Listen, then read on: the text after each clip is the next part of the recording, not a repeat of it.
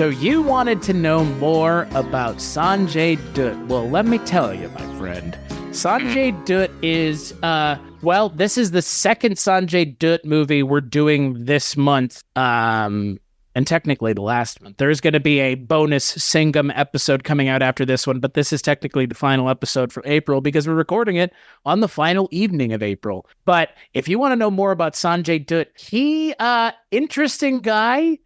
It seems like his hardened exterior facade may not necessarily be a facade, best I can tell. And speaking with Josh Hurtado, who is a lot more learned with Bollywood cinema and has traveled the roads of Bollywood cinema a lot longer than I have, Sanjay Dutt apparently got involved in a bombing that happened in 2003 in India that was perpetrated by Pakistani people, and Sanjay Dutt apparently helped the Pakistani bombers hide their weapons. So he is because Josh on the last episode was telling a story about how Kumail Nanjiani really liked Khalnayak, which is the movie that Josh and I did, because it has Sanjay Dutt in it, who is, I guess at the time, was kind of revered in Pakistan as kind of like a hero and a badass, because Pakistan and India don't get along, folks, in real life and in the movies. But that story alone's pretty crazy. But this movie is the first time I've ever gotten to hear him sing. Oh my God. Or was scat, maybe? It's not really singing. It's like spoken word. The sharp edge. Where's he gonna hide? Can he hide? Some ask for time. Some ask for mercy. All I can do is give them the sharp edge. I can't do it, but I love his voice. He is the MVP of this, of Musafir. Every time he is on screen, the movie just gets even better. I wish there was more about him. I love seeing him twirl that knife all the time. Even at the end of the movie when he's in a gunfight shooting a gun, he's still twirling that goddamn knife. He just has his walk, the knife twirling, the gold teeth he's got, the way he, wears that duster. There's so much going on with his character. It's really wonderful. And what's funny is, on this episode of the Kulturecast, I am still your host, Chris Stachiw, much to the chagrin of many, and I'm joined by my good friend. It's been a minute. It's been a year, apparently, since last time we did one of these. All the way from where do you want to be known as musician Cullen Gallagher now? Is that how you want me to introduce you? Just Cullen Gallagher's fine. Okay, Cullen Gallagher's back, folks. It's been hot minute. And yeah, we are, as Cullen kind of already alluded to, we're going to be talking about 2004's remake of Oliver Stone's U-Turn, apparently, Musafir. Musafir is translated to Traveler, and I'm going to assume that Musafir is in reference to Sanjay Dutt's character, otherwise known as the reason you would watch this movie. And we'll get to that when we get to it. But the film also stars Anil Kapoor, Sameera Reddy, and Aditya Pancholi. Anil Kapoor plays, the Sean Penn character from U-Turn, a lowlife, a small-time criminal who gets... And here's the thing, it's U-Turn for, this movie's 3 hours long almost, so it's U-Turn for maybe 40 minutes of this movie. So U-Turn is, I think, only 10 minutes shorter than this, because this is 2:25. So, okay, there's a half hour, 20 to 30 minutes difference. But U-Turn in this movie is only 30 minutes of this movie. It's kind of the crazy part. To say that this is a remake of U-Turn is not fair to this movie. Not saying U-Turn's a good or bad movie, but I think this movie is doing more things than U-Turn is kind of what I'm alluding to, because there's not a Sanjay Dutt character in U-Turn. U-Turn could have used, because in U-Turn, his character is, clearly Sean Penn is supposed to give some money to somebody, but it's not really a physical presence. There's really no threat. Right. They needed the threat. Should we talk about the stories or what part of U-Turn is in this? So Anil Kapoor plays a low-life, small-time criminal who steals money from Sanjay Dutt, and then Sanjay Dutt gives him the opportunity to kind of make good by taking a bag of something to Goa to Jacko, played by Shakti Kapoor, who looks like Amitabh Bachchan, by the way. And there, Anil Kapoor meets Sam, Sameera Reddy's character, who has been, and trigger warning, I guess, but not that it really matters, she has been raped by her husband, played by Mahesh Manjrekar, who is also her father, right? Is that what's going on here? It's incest, yes? At least it is in U-Turn. I guess it's kind of... It's not as... I guess it is. It's not as heavily implied. It's not as explicitly said in this movie the way it is. I mean, it was her sister's husband. Right. So U-Turn, it is very explicitly Nick Nolte is Jennifer Lopez's father. Right. They tone certain things down for this movie. And I think that aspect of the story U-Turn didn't actually handle very well. Right. It just sort of throws it at the end. It's just like Nick Nolte, incestuous creep. It's like, all right, there's a doesn't that make it worse? Like, it just kind of feels like it's already bad. Like, and it completely ignores the other aspect, which is he's white and they're Native American. Like, there's some racial and political stuff going on with that relationship that the movie just maybe they filmed it and it got left on the cutting room floor, but it just seemed like all of that seemed heavier than the movie could sustain. And one of the things I think Musafir did really well is they fleshed out a lot of the characters, but they also decided a tone that worked, which is it's like someone watched U-Turn, then watched Fast and Furious, maybe some Lock, Stock, and then thought, crime is fun and sexy. Oh, let's turn on MTV.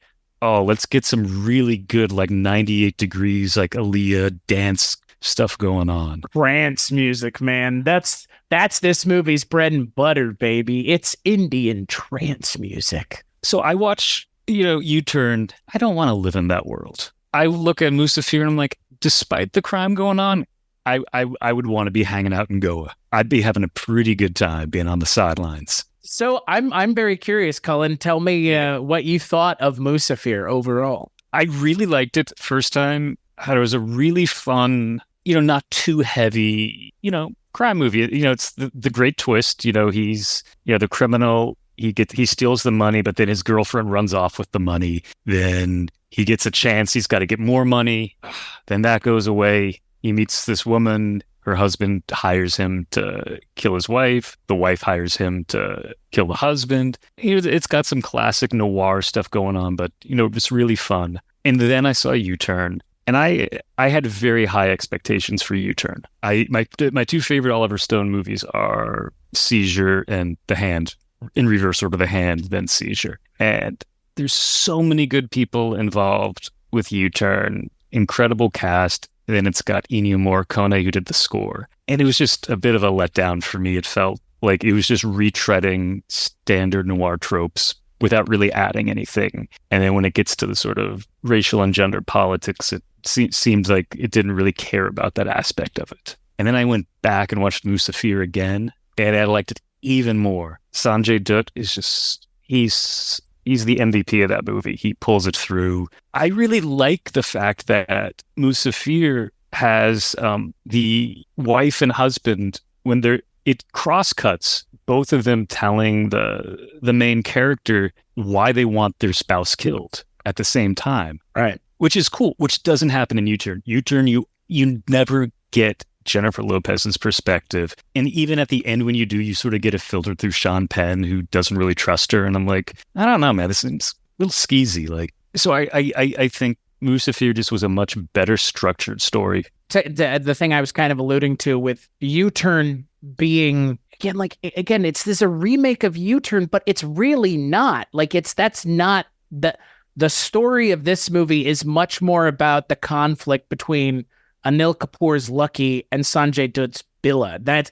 Which there's none of that, to your point, in U-Turn. This is movie's own thing. It chooses to have him go somewhere where two people try to hire him at the same time to murder one another. But even then, the payoff is different. And the way it operates is different, because that's not that in U-Turn is the climax of the movie. For this movie, there's other, Aditya Pancholi's character is a completely other thing that has is not in U-turn either. That is a complete other tangent that this movie goes on. This movie goes on like 5 tangents, which is why it's 2.5 hours long.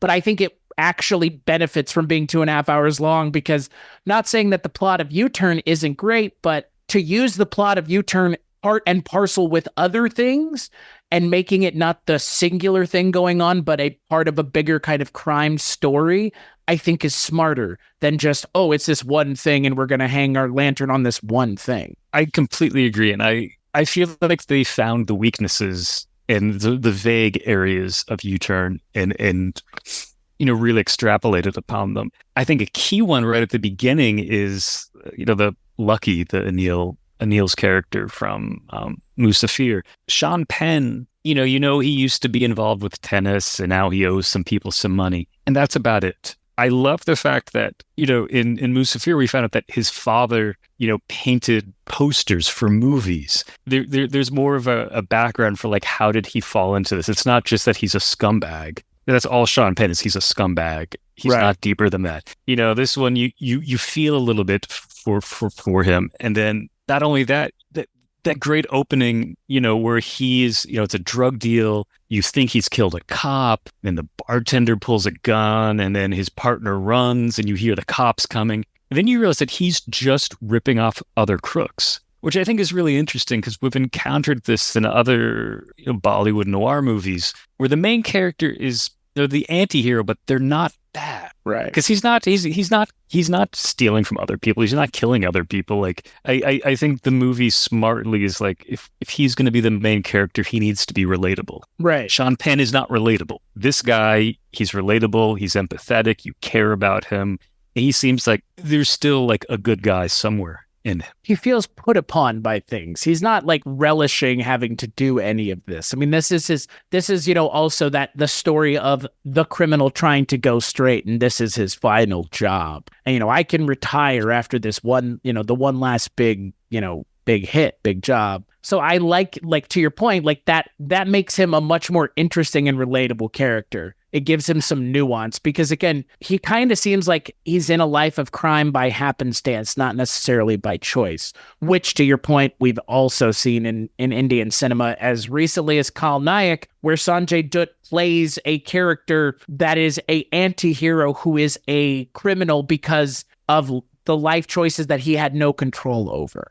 And you see it here with Anil Kapoor's character the same way. This is a little bit more relatable. In Kal Nayak, Sanjay Dutt murders someone in the first 5 minutes of the movie. So a little bit of a different way of doing things, but, There's also, we haven't talked too much about her, but his girlfriend, Laura, we sort of meet him because, she comes to the door and knocks, and he's like, this is our house for the time being. So clearly he's sort of moving from place to place as he does his crimes. And he says to her, like, oh, I want to, now that I have this money, we can, buy a house of our own. And he seems pretty sincere about it. Like, he's a romantic at heart. Right. Sean Penn is a scumbag at heart. Well, and that's the thing, like, the Sanjay Dutt character in this movie is... He's not relatable. He's not an anti-hero. He is a villain, right? Like, I mean, I guess he's an anti-hero. Well, he calls himself the villain. Right. Well, he calls himself... I believe that's also... That feels like it is a direct reference to Kal Nayak, which translated means villain. And one of the most famous songs from that movie is him singing about how he's a villain. So I can't help but feel like Sanjay Dutt is just like, well, that's what they kind of know me for. So I'll make sure to bring it up. Well, his character drops so many movie references. Right. To Sholay. And one of my favorite lines is when, Anil calls him on the phone, he says, like, like in most movies, the villain makes the hero nervous. You're the first person to make the villain nervous, which just, to me, really endears Sanjay Dutt to me as a viewer. I'm like, the big bad in this movie is nervous. Like, there's just something kind of weird and sweet about that. And it also says something about their relationship. Like, he keeps giving him opportunities to redeem himself. I think it's because deep down he actually likes that guy. And that's why that relationship, keeps the movie together all the way to the very last scene. Sanjay Dutt kind of disappears from the movie for a while. When the movie decides to kind of go full U-turn, and you have Anil Kapoor interacting with Sameera Reddy and Mahesh Manjrekar as the husband and wife, Sanjay Dutt kind of takes a back seat. And honestly, for me, that's the least successful part of the movie because he's the best part of the movie. I mean, he's the best part of the movie in a way that you kind of almost wish he was the main character of the movie. And it could work because he's been the main character in other movies similar to this one doing similar things. So it's not like it's unexpected for him as an actor to be able to carry a movie. But I personally, I found his character more interesting. Obviously, Anil Kapoor is more relatable, but Sanjay Dutt just walks away with the movie. Anytime he's on screen, he just walks like 5 miles down the road with the movie. But I think that's what's smart because like so many times he makes an entrance, like, you'll see it'll be like a dark alleyway and then his silhouette will appear and then he walks out of the shadows. Another time, his goons are trying to convince a bard to sign over their property to him. And he's like, no, Billa's not here. And then the guy steps aside and you just see Billa's silhouette. And you see the knife, the light shining off it. He knows how to make an entrance. And this movie understands his role. And the movie knows that every time he shows up, the movie's going to uptick and get a little better. And so I think they smartly keep him to maybe the movie's dragging. Let's bring him back because he's going to spice things up. That's fair. He could be a little too much for the movie. I don't know. I mean, Sanjay Dutt is someone who, when Heather and I talked about Agnipath, the original, we kind of gushed at how amazing Amitabh is in that movie. And Josh and I were talking about this on the last episode with Sanjay Dutt. He is amazing in the Agnipath remake. Have you seen it? No. He's the villain in the Agnipath remake, and he steals the show. In a lot of ways, he makes the remake better than the original movie, because the original movie's villain is not as memorable as he is, and Hrithik Roshan is amazing as well. So it's just that Amitabh didn't really have a powerhouse of an actor opposite him as the villain in the original one, but when you put a powerhouse in that villain role like Sanjay Dutt, he literally steals the goddamn show. In a way that's it's his movie in a lot of ways. It says a lot that this movie, the opening song, for the opening credits and the closing credits, are both Sanjay. Yeah, it's the same. Actually, it's the same song, but just. It's almost like something out of a Master P video. It's just him in the back of a limo with all these women around him drinking, and he's just got his knife and he's just bouncing side to side. It's such a good song. It is a good song. It's again it's not that he's not a good singer. It's just they're not with this particular song. They're not asking him to do much singing wise. So it's just kind of spoken word. It's Leonard Cohen or something. Leonard Cohen.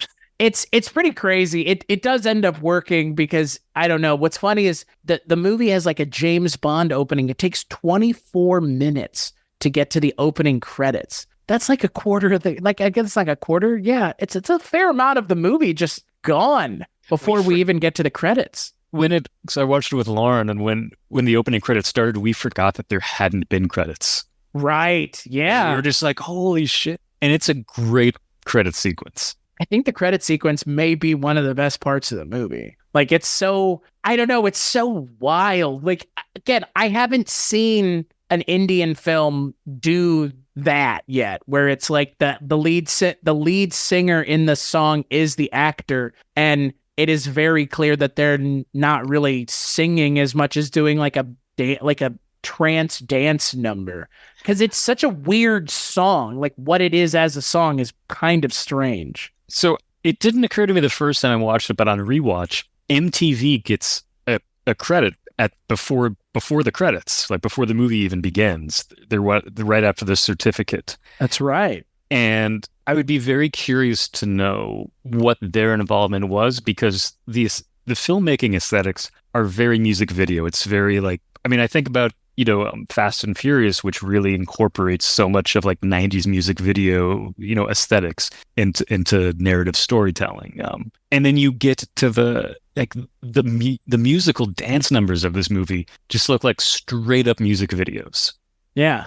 And like they're great videos. Like I love all of the background dancers. Like all the guys have like little like soul patches, they matching things. I'm like, this looks straight out of a 90s movie. Then again, it's 2004, so it's 5 years removed from the 90s. Like I find it to be very 90s. It is I don't know, like the movie feels very like early 2000s-y. Like the way it's shot, just like the color palette. You mentioned the kind of the editing of the movie. The editing is music video as much as I've seen in something in a while. Like this, it does kind of feel like a Fast and the Furious movie without the cars, because that's the only thing this movie's lacking is like a car chase. There's not really a car chase in this movie. I love when they go to Goa and you see all the American tourists, because it's just like there's a lot of sexy people dancing. Then you'll see like a guy that looks like he should be at like a Dave Matthews show, and then you see a couple of like older folks, and you see some like obviously like college students that are there on a trip that like aren't dressed nice. They're like in a t-shirt and jeans, and it's like everyone else is like shirtless and like waxed, and it's just like a nice little touch. I think it's fun. It's those sequences I think are just really thought out. I think they're really incredible dance numbers. I have nothing more sophisticated to say than that. They're real. No, to your point, they're really well done. I mean, I think that kind of early 2000s MTV music video aesthetic really informs the way that the music is used in this movie. And to have that opening song be like a crazy kind of club dance number, and then almost all the other songs are kind of club adjacent music. Like it is very clearly the kind of music of that time, which is like house music was very popular in the early 2000s, like Darude, Sandstorm, shit like that. And this movie's in that world. Like it creates its own soundtrack of things that are kind of popular at the time, and one of those is house and trance music. And look, like you mentioned, the opening credits, I have not seen a Western film that has that kind of credit sequence before, but I kind of wish that I had, because it's pretty great, especially if you're trying to emphasize how much of a badass a character is by having them just rap in the backseat of a limo with their switchblade and all their bitches, unquote. It's the second real scene with Sam. It's after, he's discovered that she's married. And it's when he has to go deliver the bag of money to the tattoo artist they're meeting at a club. And so, of course, when we get to the club, Sam is doing one of her insane dances with with her goatee, soul patchy dancers. And then Lucky has to like bring the bag and walk through them on the stairs, even though the song is over. And so I just love the idea that the movie almost seems to want you to believe that this fantasy dance number is not a fantasy dance number. This is the actual world that these characters are in. Like her job is just to do this all day long with these people. And I think that's kind of cool, because a lot of times I feel like the fantasy dance numbers, it's like, okay, the narrative is going to stop and we're going to have a song. I like the diegetic dance numbers, because I mean, in a lot of the stuff I've watched recently, that is more either, I mean, with something like Fan, which we watched earlier in the month, there was one dance number and it was diegetic. That was it. Like, and I'm trying to remember what else we watched this month. Yeah, Kalm Nayek's dance numbers were all diegetic as well. Like it was taking place within the fiction of the world. Like you said, it wasn't this like, oh, it's inside the character's mind for a moment, or they're kind of thinking about the way they feel about another character. I mean, there are some musical numbers in like, what is it? Ek the Tiger, not Ek the Tiger. That's the first one. Tiger Zindahai, which is the second one. And then Tiger 3. Tiger 2 and Tiger 3 both have a musical number that is essentially the two main characters essentially in like a Zales commercial, and it makes no sense in kind of the grand scheme of the narrative. So it's like this weird aside where they go and cut wood in the forest and make it look sexy. And it's like, what does this add to anything? At least here it's like it's not only adding, but it's actually part of the framework of the movie. Then there's is it the first song is Lara when she's washing the car. Is that right? Yeah. And she puts the soap suds all over herself. So that's a little something that, it's not purely diegetic, but it's like, okay, it is taking place at the house where they're at, and there is the car. And some of the other numbers are a little more non-diegetic, but I appreciate the way that the film tried to, bridge the gap between the song and the narrative. We haven't talked about one of my favorite shots. I think the Lara character is quite interesting. She doesn't exist in the U-Turn movie at all. But I love that she sets the trap for Lucky by leaving not only a trail of rose petals, but she's taking selfies with a Polaroid camera. And then when he picks up the Polaroids as they develop, they've animated it. So it's like within the photograph, it's actually like a moving picture. Which I thought was just like, to me, that's like, it's another really interesting touch. It's the director going above and beyond to work in some new editing techniques, some you wouldn't expect that the scene would need special effects, but he found a really unexpected way to incorporate them. And I like seeing that creativity. It's going above and beyond what the scene requires. Well, and not only does it go above and beyond, but it actually makes a case for it needing to be there. Like it doesn't, it makes sense. It's not necessarily just a flourish, which it could have been. It could have been a flourish, but it ends up being like, well, we get to understand what exactly is going on here. I think it also, there's a motif in this throughout this movie, mainly related to Sanjay Dutt, or he's referencing movies. He clearly feels like he's a character that he acts like he's in a movie. And I think, when Lucky's looking at those photographs, it's like he's looking into a movie and he's seeing Lara as, he's following the narrative that she has created. He's looking at the Polaroid and he's seeing a movie screen. He's watching something. And so I think it sort of ties into this, almost like meta-ness. It's a movie that's very aware of the style and what it's, in the tradition that it's following. Well, and to your point, in having the Sanjay Dutt character be the one who acknowledges it, it does, I don't know, like if it were Anil Kapoor, I don't think they'd be able to get as much mileage out of it. But because it's Sanjay Dutt and his character is already kind of so off the wall and strange, it kind of doesn't feel as weird coming out of his mouth as it would if we were trying to like, okay, so we are now finding Anil Kapoor relatable, but we're going to also have to have this like meta-ness to it, which might get in the way of him feeling relatable because it may come off as smug. But if it's Sanjay Dutt coming off that way, it doesn't matter because he's the villain, quote, of the movie. So it's okay if he comes off as smug. I mean, something both in U-Turn and in Musafir, and it is just a larger noir trope. The anti-hero main character is never as bright as they think they are. Right. I mean, Sean Penn gets comeuppance. That's the whole point of that movie, is his comeuppance. It repeats lines of dialogue. Lucky is not a schmuck. Clearly, he's unlucky. That these things happen. But I don't feel like the point of the movie is that like he's a smug asshole who's going to get his comeuppance. That's not the point. Right. And in that sense, it is a little different from the traditional noir archetype. He's a lot more, they're going out of their way to make him a lot more relatable than, I mean, a lot of the noir things that I've seen, I mean, The Killer Inside Me doesn't really try to make the lead relatable. Like, that's not the point of the piece. No. And here, I mean, like here, that is kind of the point of the Lucky character, is to make him the hero of the movie and not just a schmuck, like you've put it. Because again, that kind of would make sense with the noir tradition. And he's not that. He's more of a traditional hero from a traditional narrative. We've heard about the cop. This is his one last night out on the job. This is the criminal's one last night, and then he's done. But what a crazy night it is, and that's this story. I love it. We mentioned it earlier, but I think it bears repeating. Sanjay calls him the hero. Right. He doesn't call him the anti-hero. And I also think that speaks to their relationship. Billa knows he's a bad guy through and through. He knows the people he works with are unscrupulous.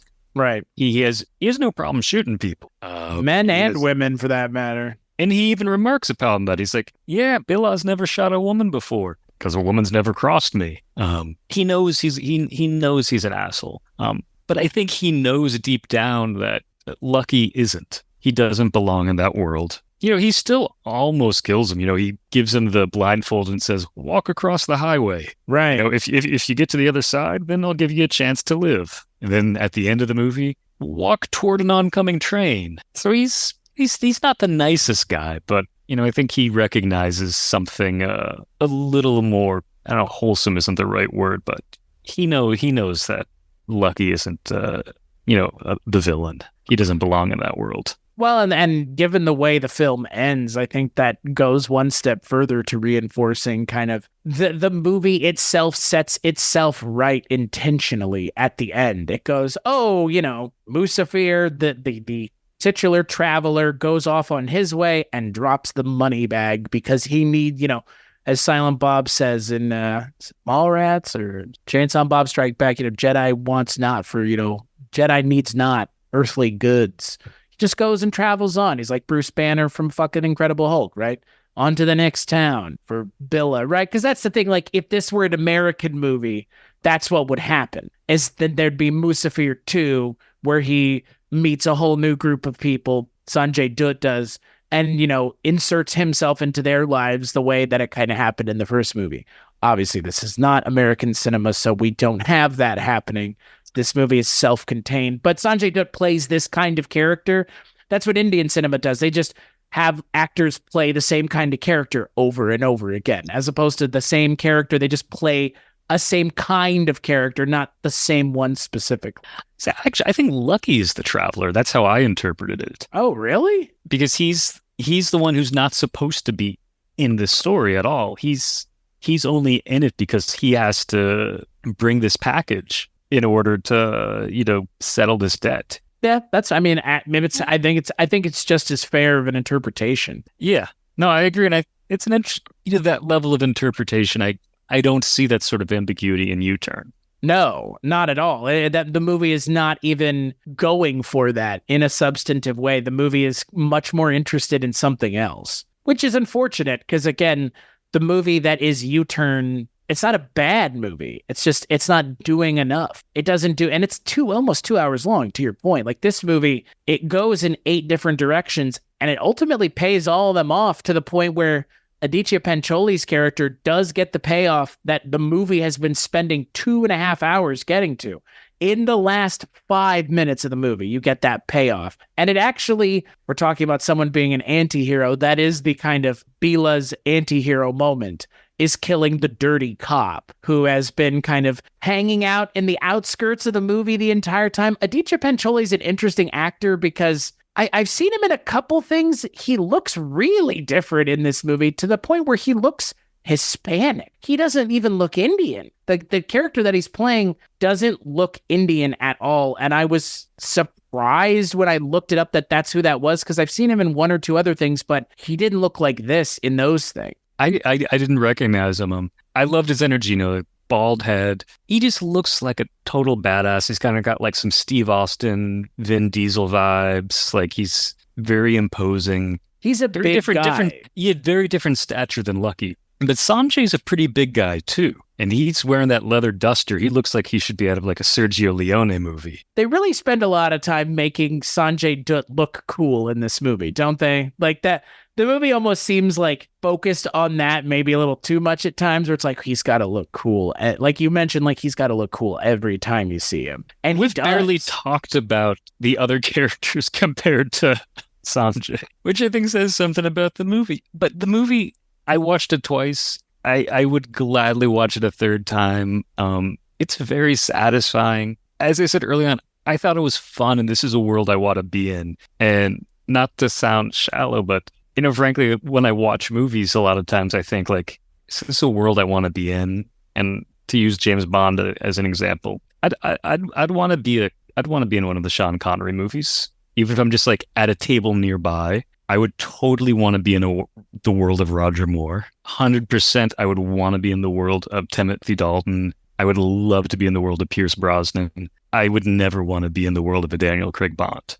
It's severe, it's sad, it's depressing. It's U-Turn, I'm like, it's sweaty and grimy and like, yeah, looks uncomfortable. And it's supposed to be like, that's intentional, it's supposed to be hell. And then you look at Musafir and they're in Goa and there's music. People are sweaty because they're dancing. A lot of pretty colors. It's like, this is a pretty nice world. And I'm glad there's a happy ending. I don't always like to see gritty, dark endings. Well, I mean, isn't that the noir thing? Like, that's kind of where the movie bucks the noir trend, is the movie, you have every main, I mean, other than Lucky's initial girlfriend, Laura, who I guess she's one of the kind of second or third antagonists of the film. If you have the kind of the sex pest husband, you have the police officer, and then you have her as the other villain, as the true kind of villains of the movie.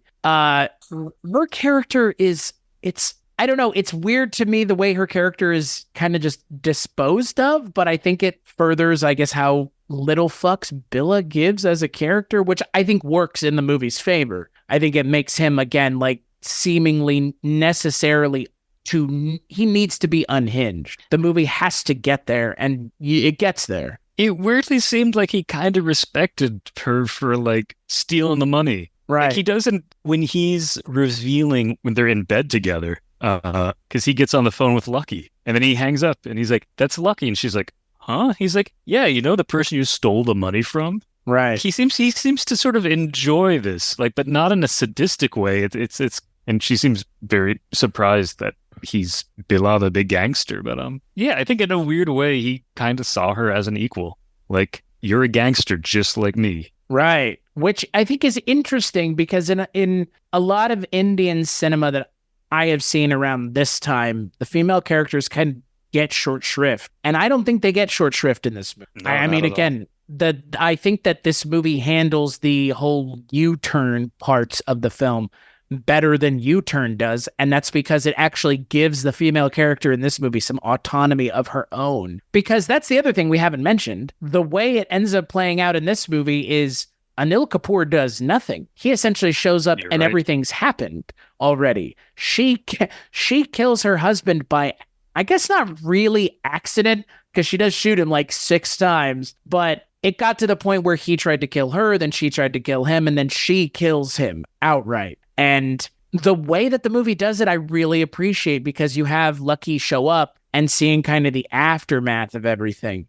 And then we cut back to her telling him what happened. And it shows us then chronologically what happened. I like that style of storytelling, because I think it kind of ratchets the tension up a little bit, because we don't know what happened, but we see the aftermath, which is, fucking crazy. They're like pushing each other through. There's a point. It's like fucking Buster Keaton level of nonsense, where one of them's like holding the other one and slamming them through things or pushing them through tables. It's like a WWE match. I was expecting someone to hit a rock bottom through a table. I mean, really, like it goes kind of over the top between the two of them, but it kind of makes it slapsticky and like maybe unintentional. I kind of assume it was the finale I'm talking about. You're talking about the two of them. Yeah. It's like It's like comical in a way. Well, I was going to say, because the final shootout kind of goes to like John Woo level parody, right? Where Lucky and the tiger, the cop, are jumping in the air and doing these sort of like slanted moves in slow motion shooting, and it's total like, oh yeah, we've seen John Woo, we're just gonna like amp it up to 11, and it is very funny, right? Like that, and that, I think, for me, is the thing that I appreciate about the movie, is that it knows that it's not that it's not taking itself seriously, but it doesn't need to be self-serious all the time to be able to land the serious moments.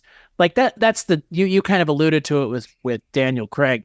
Daniel Craig's James Bond is devoid of fun, because they somehow, for whatever reason, believe that fun and serious cannot work at the same time. It's either serious or it's fun. It can't be both. And this movie actually makes the case that you can do both by attending to both in equal amounts, by having serious moments interspersed with fun, sly, tongue-in-cheek things. Because yes, Sanjay Dutt's character is more or less breaking the fourth wall constantly, but it's not done in like a Deadpool way where it's literally smirking at the fucking audience. It's done a lot more nuanced, I would say.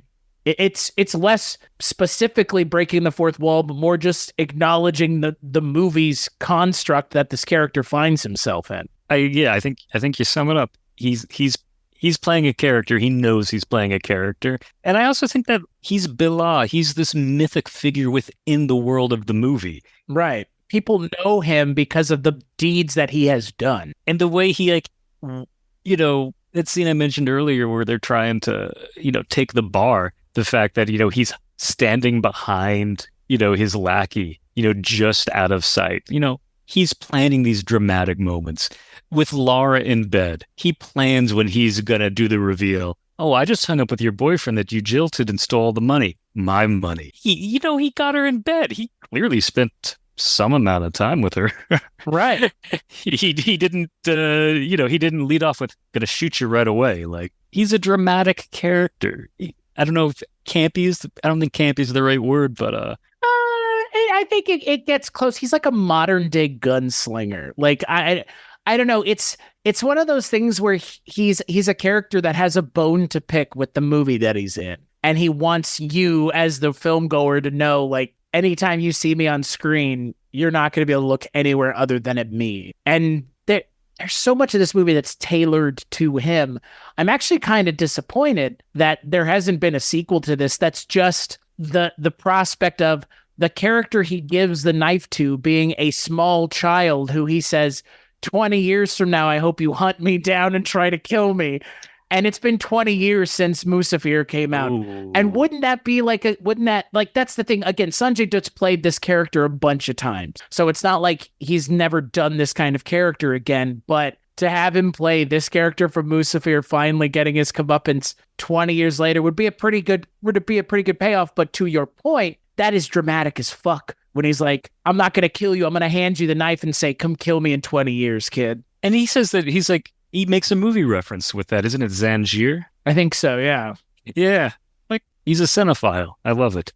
Well, again, and that's kind of where it works with the payoff. Because again, like, if you have him referencing movies, which is part of really the language of India, like, film is a lot bigger of I mean, again, not telling you something you didn't already know, but dear listener, if you've never listened to us talk about Indian cinema, in India, film is revered in a way that in the United States, we view it as a product. They in India view it as a pastime.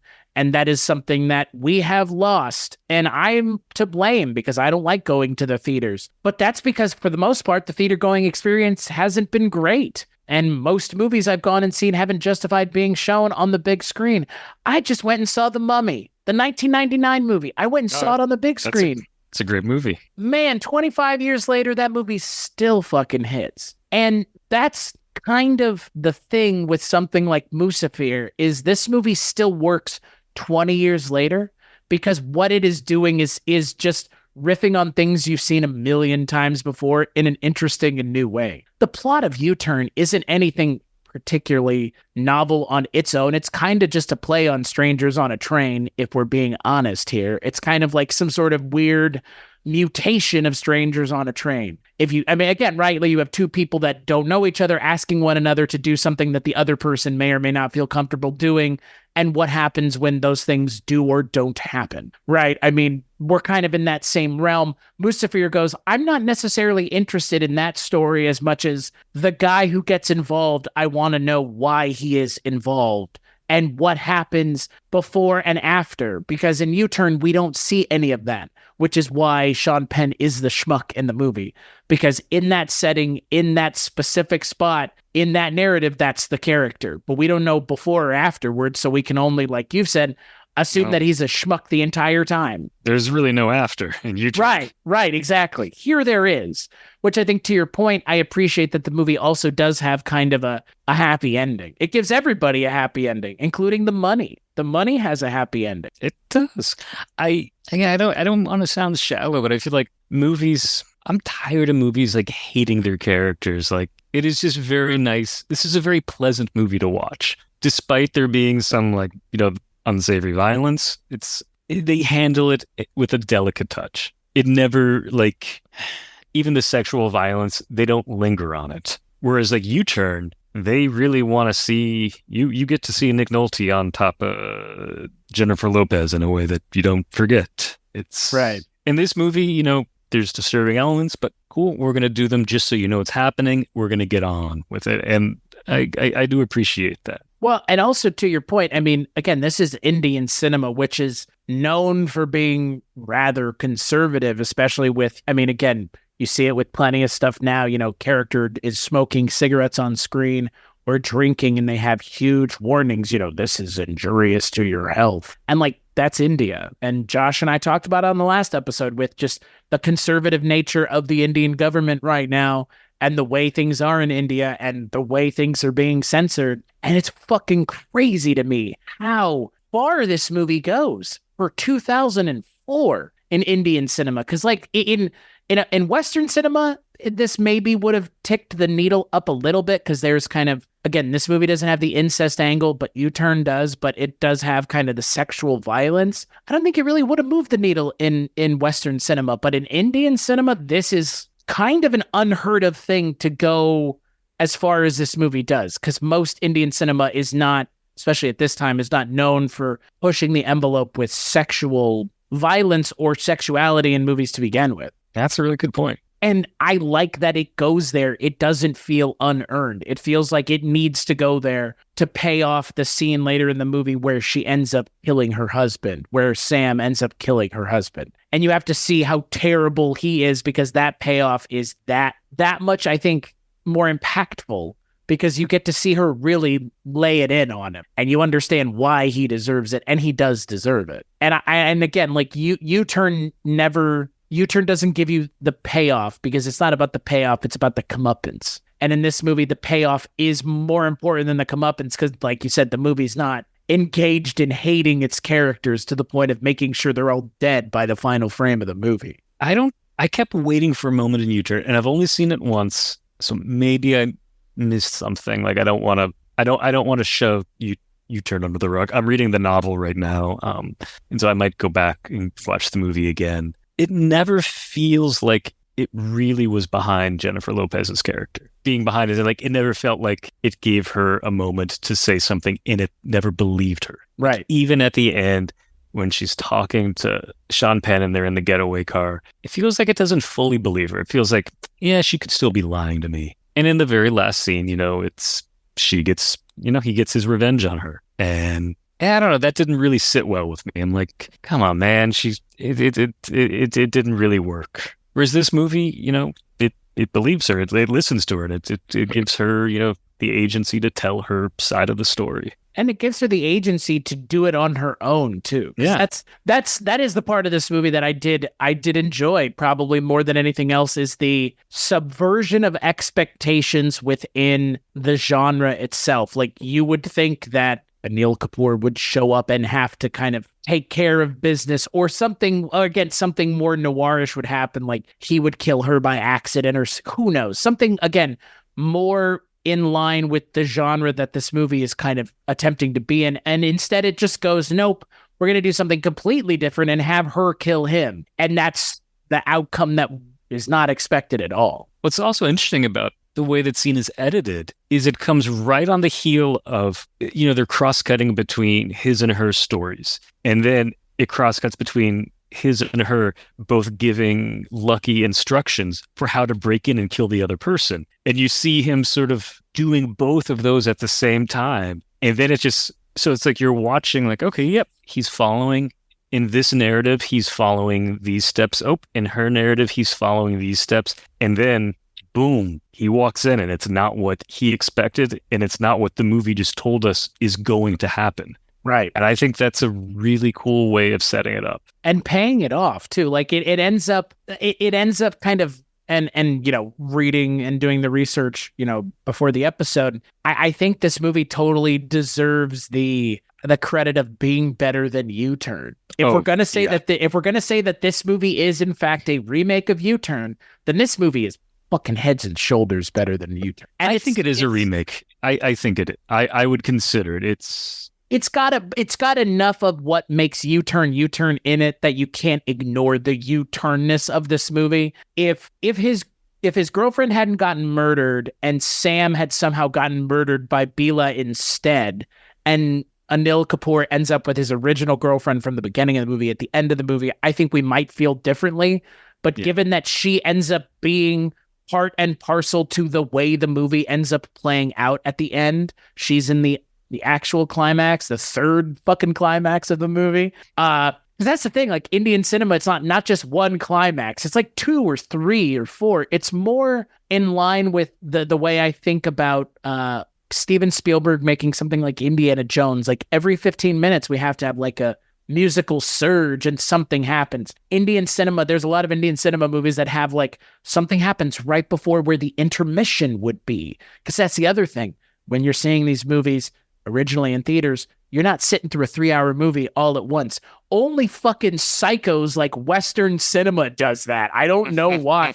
I don't know why nobody has thought it's actually probably not a bad idea to give them an intermission so they can go spend more fucking money unadulterated and not have to rush. Because that's the thing. To. I know. I don't like Lawrence of Arabia. That's got an intermission. Is it because they can't show as many movies? You're telling me that because you can't show as many movies, you're not going to somehow offset that by making more money by giving people 15 minutes to go, oh, well, no, you're right. There's another hour and a half of the movie left, so I'll get a fucking slice of pizza. As opposed to, I have to rush back to get a Coke to go back to make sure that I don't miss 5 minutes of the fucking 3-hour movie. It's kind of ridiculous. And I love that Indian cinema takes that into account with the movies. Like, things are kind of always happening. And with this kind of movie, it's cognizant of that. So this movie's, like we've both already talked about, like, it's moving fast. It's a 3-hour movie or 2.5-hour movie. It doesn't feel it. It doesn't, there's very few parts of this movie that drag, if any parts of it drag. So I would agree. Nothing drags in this movie. It both viewings went very fast. So I've not seen a movie in India. I've never been to India. So I can't make this comparison, but what it sounds like to me is, it's like seeing a concert, whether it's a rock concert where you have time between bands to talk to your friends, walk through the crowd, go get a drink, go to the merch table, or at a classical concert where you have an intermission and you get up and you go stretch your legs. But again, you walk out of your seat and you are with a community of people that are there for the same event. So that's my point. Like, I feel like if you go to like a multiplex, you go and you get your seat and you sit down and you're having your experience. The movie ends, everyone leaves the movie theater. The way you're describing movies being shown theatrically in India, it sounds like, well, you get up in the middle of the movie and you have your intermission and you're going to be mingling with other people. Even if you don't talk to them, you're going to overhear them talking. Like, it feels more communal the way a concert might. It's, again, like I alluded to in the opening, like, this is not a product in India as much as it's a pastime. Like, cinema is a thing that you go to with your family. And that's why so many of these movies are masala movies, because they're trying to check every box. They've got a little bit of action. They got a little bit of romance. They got a whole lot of comedy, because everybody loves comedy. And they maybe have a little bit of, the dashum, which Josh was talking about, which is, the noise that they make when they punch each other. It's the onomatopoeia of them punching each other. And that's the thing, like, DDLJ at the end of it has a kung fu scene for no fucking reason other than because I think they needed to get 5 minutes of Shah Rukh Khan punching someone at the end of the movie.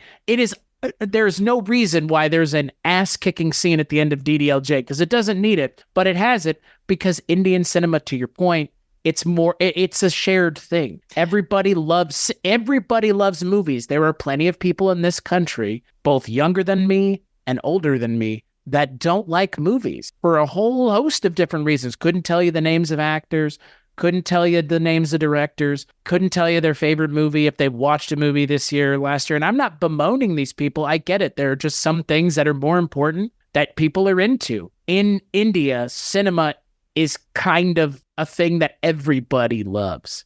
It's just part and parcel with culture in a way that the movies are big, and then the songs from the movies are big, and then the songs from the movies ingratiate themselves into real life. Like, one of the songs from DDLJ is played at more or less every Indian wedding, best I've been told, which, tell me a song from a fucking movie in this country that gets played at like every single goddamn wedding. Yeah, like, that's my point. Like, it's so part and parcel with so much of Indian culture that it's just intrinsically linked to everything. And this is not me speaking hyperbolically. That is the case. That is the truth. And that's why India a massive country has many different fucking woods within it. You know, there's Bollywood, there's Tollywood, there's Collywood, there's so many. And there's so many that I've never even gotten a chance to watch yet. Like Kannada films, I have seen none of them. I've seen a handful of South Indian movies, but for the most part, I've watched Hindi language films, which come from Bollywood, which everybody's heard of. But it does make me sad that film in this country isn't the way it isn't consumed the way it is in India. Because like I mentioned, going to see The Mummy for my birthday last week, I mean, the people that were in that fucking theater were my age. Like who's fucking nostalgic for The Mummy? It's people that were within 5 years older or younger than me in 1999. Like maybe you saw it in your 30s, but I feel like if you saw The Mummy in your 30s, there's a high possibility you think it's drivel, which I know we know plenty of people that don't like The Mummy, but we do know plenty of people that do. But most people my age think of it rather fondly. And to your point, like that in and of itself was kind of nice because I knew why everybody was there. You didn't wander in off the street accidentally to see The Mummy's 25th anniversary showing of a movie that you can watch effectively for fucking free, like on streaming, because it's probably on like 4 different streaming platforms. But no, I paid $7 to go see it in theaters. $7? It was cheap. It was cheap. I was going to say multiplex movies in New York are not $7. Well, that's the thing. Like these anniversary showings of things also tend to not be like a full price ticket. So they should do. I would love to see, both for my wallet's sake, but also to re-democratize movie theaters as a place to go and hang out. Bring the price down, like the idea of it being a premium experience. If you go to, your generic multiplex charging $20 a ticket, it's not going to be a premium experience. The seat's premium, Cullen. What are you talking about? It reclines, buddy. That's premium. It's leather. It's not leather, it's pleather. I'm with you. I've bemoaned the fact that the cinematic experience did not change post-COVID, and it fucking bums me out that it didn't change post-COVID. I mean, a lot of things didn't change post-COVID. One of them was the film-going experience. Never got better. It just kind of, I guess, less people went to the movies, so now I guess it's kind of better that there are less people, in a way. But the price has gone up, though.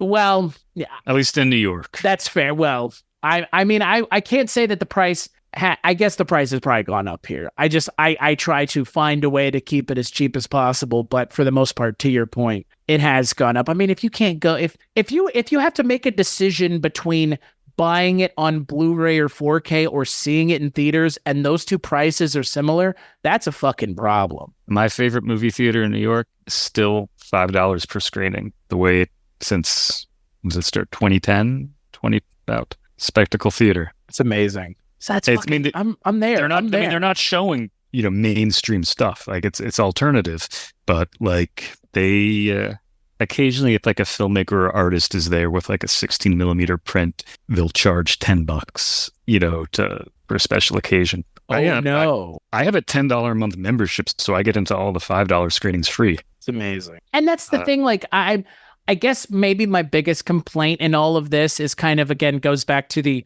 kind of commercialization of all of this, at least for us in the West, which is because it is now just a product and all they do is find ways to bilk you of your fucking money. They've now realized the thing that Tokyo Disney is known for the last 20 years, which is people will spend money on a fucking piece of plastic to put things in. So now we're selling I'm not bemoaning popcorn buckets that are shaped like fucking sandworm fleshlights or Slimer from Ghostbusters. I'm not bemoaning it because I actually think it's cool, and I have the Ghostface one. It sits in our living room on top of one of the bookshelves. But because it's such a product now, and everything feels so corporate-y and gross, and everything is so expensive, and everything is expensive from the ticket to the drink to anything you are doing at the movie theater. It's like going to the fucking airport at this point. The problem is it hasn't gotten better. Nothing about it is better. It's just the same.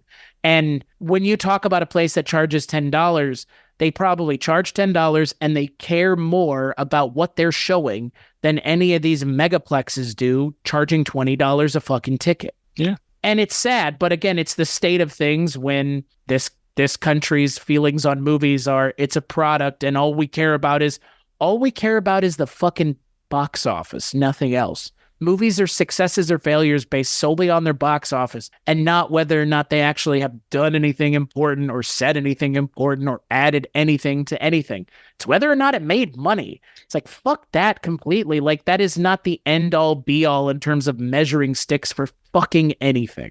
My record store was this, the previous weekend, and my local store, I think for the past few years, like a lot of places, they haven't been participating in Record Store Day because if anybody's listening that doesn't realize this, Record Store Day releases, they charge more than most, for stores to get the stock. They can't return dead stock. No, they cannot. And they also don't know what they're getting. And so it's just a pain in the ass for them.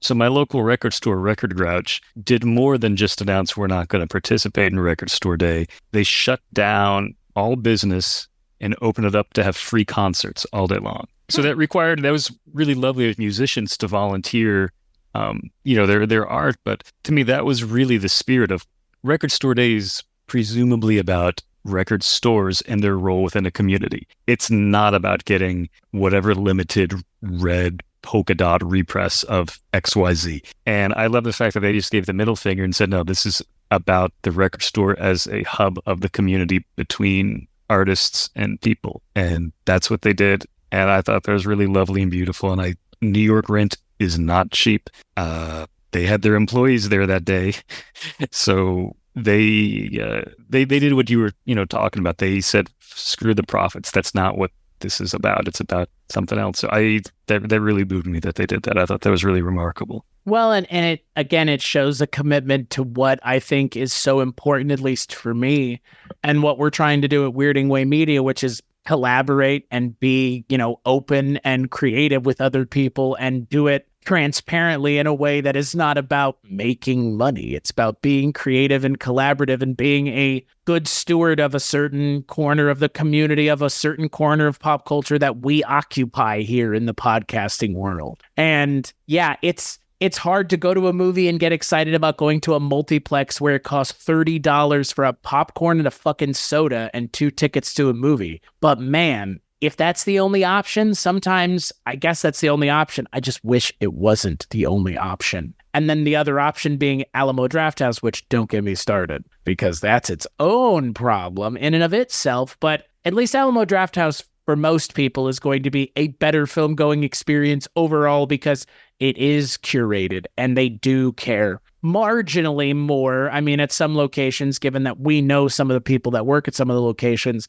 to be upstanding human beings. So I would say there are some that I could say, if you're going to that one specifically, you're going to a one that is at least I would say well stocked with good people that work there, but at least people that are cognizant of the problems of a place like Alamo Drafthouse. But again, for most people, a megaplex is your only option to go see a movie. And they show, like, if you're lucky, they show 5 to 10 movies. And then if you're lucky, you get a Fathom Events thing once a month. I'm lucky that in Lincoln, somehow there's Indian cinema being released in theaters in Lincoln, Nebraska. It's fucking insane to me.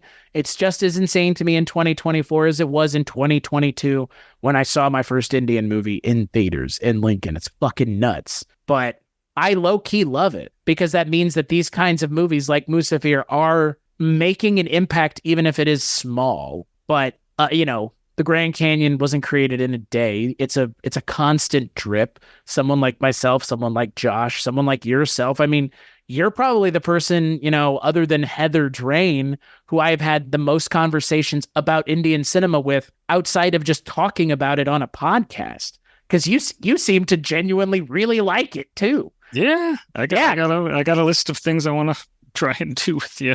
Yeah, I know, which is exciting because, like, for me, it's like, hell yeah, like if you're picking things, I'm totally down. And that's the thing, like with something like Musafir, it makes me want to watch more Sanjay Dutt movies. Clearly, you're the same, but it also just makes me want to watch more movies, and movies like that are a good thing. Movies that make you love movies and want to watch more movies are hard to come by in this day and age, at least. So, Cullen, final thoughts on Musafir? Great movie. As I said at the beginning, first viewing, really enjoyed it. Second viewing, even better. Yeah, I completely agree. I think that this is there are a lot of good movies in terms of the Indian cinema that I've seen, that we've talked about together, that I've talked about in other episodes for Kulturecast and Bollywood Cinema Club. But this one is a good one, and I think that this is a good introductory one too. If someone had never seen Indian cinema, this one's on Prime Video. It has kind of tropes and things that you'll recognize from Western cinema. It's a crime movie, so it's kind of action movie adjacent. So that's easier than, more, I guess, challenging genre fare. Read that as a horror movie. It shouldn't be, but it is. I understand why it is. But I think this is, again, this is a good introductory Indian cinema movie. We kind of didn't talk about him a whole lot, but Anil Kapoor is great. However, when you're opposite Sanjay Dutt, what are you gonna do? I mean, you're playing second fiddle to a guy who sings the goddamn intro song for the movie. So we know where the movie is holding him in terms of regard. But yeah, no, I'm glad we both enjoyed it. And yeah, to your point, there should be more Indian cinema stuff coming down the pipeline of you and I doing a couple bonusy things. So, but yeah, on that note, let's take a break, play some ads, and play a preview for the first Kulturecast of Mike White May.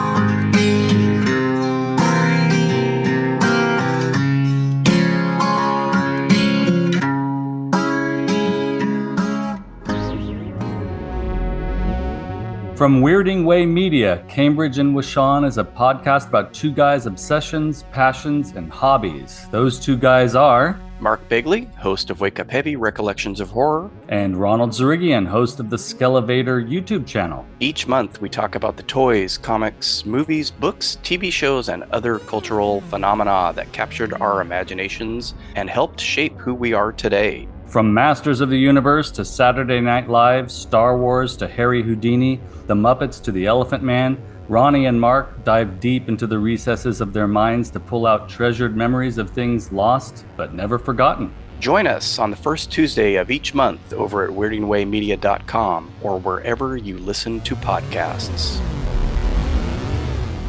Join me, Jamie Benning, on the Filmumentaries podcast, particularly if you enjoy stories like designer Nilo Rodis Jamiro convincing George Lucas to push him around to help gain the support of his crew on the ailing Howard the Duck.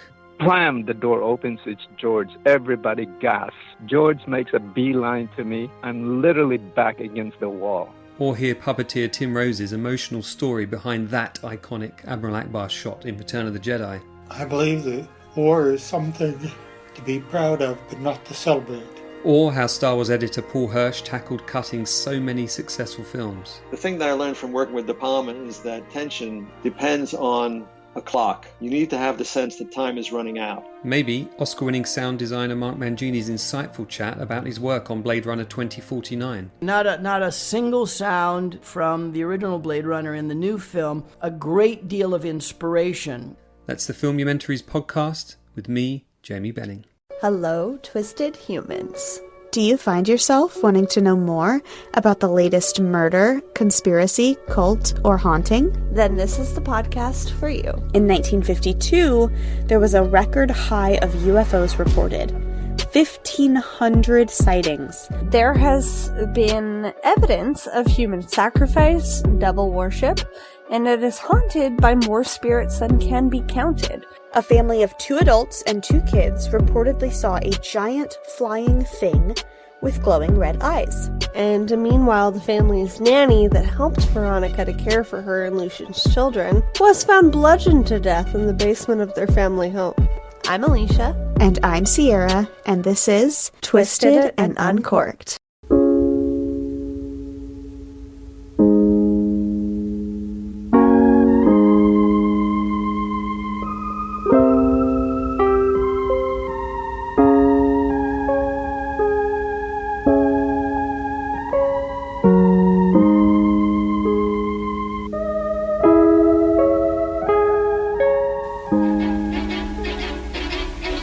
Why is everyone looking for Tom Hanks? Disgusting fiend. Oh, come on, Morris. There he is. Because he was in the right place, at the right time, in the wrong shoe. Now, double agents are fascinated by him. Why the one red shoe?